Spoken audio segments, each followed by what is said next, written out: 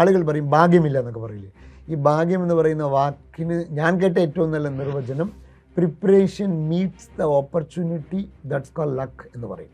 അതായത് നമ്മുടെ ഒരുക്കമാണ് അവസരത്തിനെ കണ്ടുമുട്ടുമ്പോൾ കിട്ടുന്നതാണ് ഭാഗ്യം. അപ്പോൾ നമ്മൾ ചില കസ്റ്റമറെ കാണാൻ പോകുമ്പോൾ ഈ കസ്റ്റമറെ കിട്ടുന്നത് എനിക്ക് ഭാഗ്യമാണെന്ന് പറയാൻ കാരണം നിങ്ങൾ സെയിൽസിന് വേണ്ടി ഒരുങ്ങി നിൽക്കുന്നത് ആ മനുഷ്യനെ കണ്ടുമുട്ടാനുള്ളൊരു അവസരം, ഈ അവസരവും ഈ ഒരുക്കവും കൂടുമ്പോഴാണ് യഥാർത്ഥത്തിൽ ഭാഗ്യം ഉണ്ടാകുന്നതെന്നാണ്.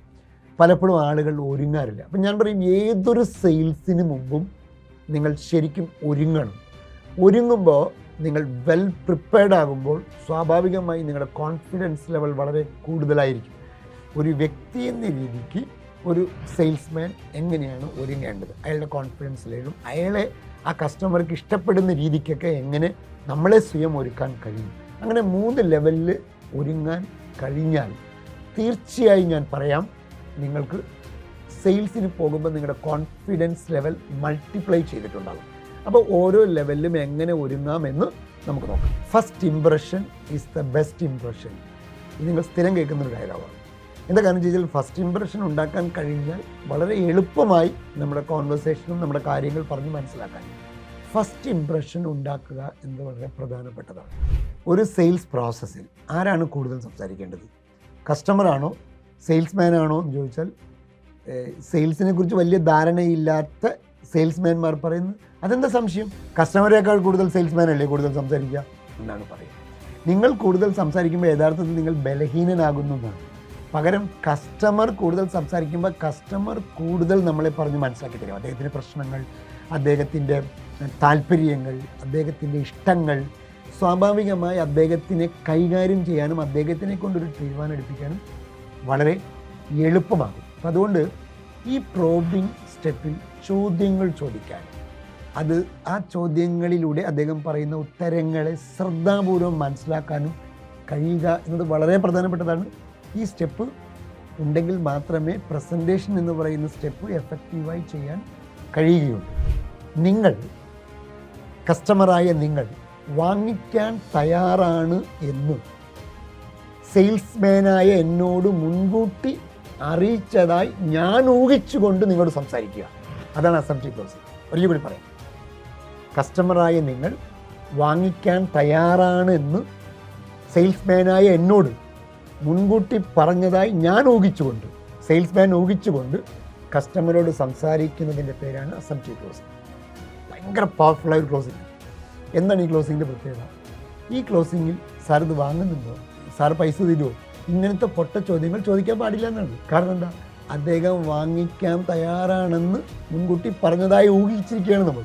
അതുകൊണ്ട് അത്രയും ചോദ്യം. ഇത് വളരെ കോൺഫിഡൻ്റ് ആയിട്ട് ചെയ്യണം. ഞാൻ ഇത് കണ്ടത് ഈ LCD പ്രൊജക്ടറൊക്കെ വരുന്നതിന് മുമ്പ് OHP ആയിരുന്നു. അപ്പോൾ എന്നെ ട്രെയിനിങ് എടുക്കാൻ വിളിച്ചിരുന്ന ഒരു സ്ഥാപനത്തിൻ്റെ അതിൻ്റെ ഹെഡും നമ്മളും കൂടി MG റോഡിലൊരു സ്ഥാപനത്തിൽ ഒരു OHP മേടിക്കാൻ പോയി.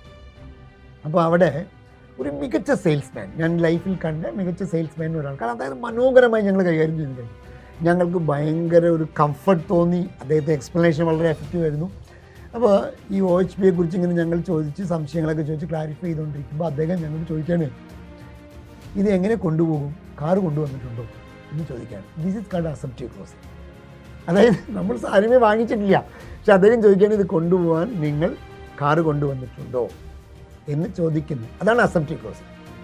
ഫോൺ സംസാരിച്ചുകൊണ്ടിരിക്കുമ്പോൾ ഇയാൾ ചോദിക്കുകയാണ് നമ്മളോട്, സർ ബ്ലൂ കളറാണോ റെഡ് കളറാണോ ഞാൻ എടുക്കേണ്ടത്? ഇതൊരു അസംപ്റ്റീവ് ക്ലോസിംഗ് ആണ്. അതായത് ഇയാൾ വാങ്ങിക്കാൻ തയ്യാറാണെന്ന് ആധികാരികമായ അർത്ഥത്തിൽ നമ്മൾ ആ ഡിസിഷൻ മേക്കിംഗ് എടുത്തതായി സങ്കല്പിച്ചുകൊണ്ടുള്ള ചോദ്യം. പൊതുവെ ചെയ്യുന്ന വേറൊരു closing method I recommend close എന്ന് പറയും. എന്താണ് I recommend close? Decision making എടുക്കാൻ തപ്പുന്ന ആളുകളുണ്ട്. അവർക്ക് കുറേ ഓപ്ഷൻസ് കൊടുക്കുന്നത് മണ്ടത്തരമാണ്. കാരണം കുറേ ഓപ്ഷൻസ് കൊടുത്താൽ അവർ മോർ കൺഫ്യൂസ്ഡ് ആവും. നിങ്ങൾ ഈ ഹോട്ടലിൽ പോകുമ്പോൾ മെനു കാർഡ് കണ്ടിട്ടുണ്ടോ? മെനു കാർഡ് എല്ലാം നിരത്തി പിടിച്ചല്ല എഴുതുക. ആദ്യം കാറ്റഗറൈസ് ചെയ്യും, ഡിസിഷൻ മേക്കിംഗ് എളുപ്പമാക്കാൻ വേണ്ടി. ഇനി നിങ്ങൾ ഓർഡർ കൊടുത്തു കഴിഞ്ഞാൽ അപ്പോൾ അവർ മെനു കാർഡ് എടുത്തോണ്ട് പോകും. എന്താ കാരണം, മെനു കാർഡ് അവിടെ വെച്ചാൽ പിന്നെയും നിങ്ങൾ കൺഫ്യൂഷൻ വിളിച്ചിട്ട് ഓർഡർ മാറ്റിക്കൊണ്ടിരിക്കും. അപ്പോൾ അതുകൊണ്ട് ഡിസിഷൻ എടുക്കാൻ തപ്പുന്ന ആളുകൾക്ക് നമ്മൾ റെക്കമെൻഡ് ചെയ്യണം, സാർ എൻ്റെ കാഴ്ചപ്പാടിൽ ഈ 3 ഫോണിൽ ഈ ഫോണാണ് സാറിന് ഏറ്റവും സൂട്ടബിൾ. എന്താ കാരണം എന്നറിയാമോ? വിൽപ്പനയുടെ കാര്യത്തിൽ, ഈ പ്രോഡക്റ്റിൻ്റെ കാര്യത്തിൽ നിങ്ങളാണ് എക്സ്പേർട്ട്, കസ്റ്റമർ അല്ല എക്സ്പേർട്ട്. അതുകൊണ്ട് നിങ്ങളുടെ റെക്കമെൻഡേഷൻ വളരെ വാല്യുബിളാണ്. അത് കറക്റ്റായിട്ട് ചെയ്യും. പക്ഷേ ചെയ്യുമ്പോൾ ശ്രദ്ധിക്കേണ്ട ഒറ്റ കാര്യമേ ഉള്ളൂ, ഇത് കൊടുത്ത് അവൻ്റെ കാശ് അടിച്ചു മാറ്റണം. ഇതിലൂടെ എനിക്ക് നേട്ടമുണ്ടാകണം, അവൻ്റെ കാശ് പോയാലും കുഴപ്പമില്ല. ഈ ആറ്റിറ്റ്യൂഡിലാണ് നിങ്ങൾ ഐ റെക്കമെൻഡ് ക്ലോസ് ചെയ്യുന്നതെങ്കിൽ നിങ്ങൾ ചെയ്യുന്നത് പാപമാണ് ഞാൻ പറയും. സെയിൽസ് വളരെ നോബിളായ ഒരു പ്രൊഫഷനാണ്.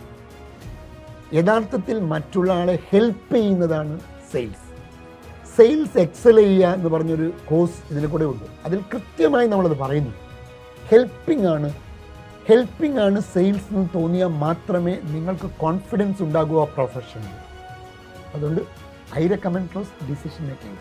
ഞാൻ എൻ്റെ അഭിപ്രായത്തിൽ ഇതാണ് സാറിന് ഏറ്റവും കാരണം 1, 2, 3 ദാറ്റ്സ് ഐ റെക്കമെൻഡ് ക്ലോസ് എന്ന് പറയുന്നത്.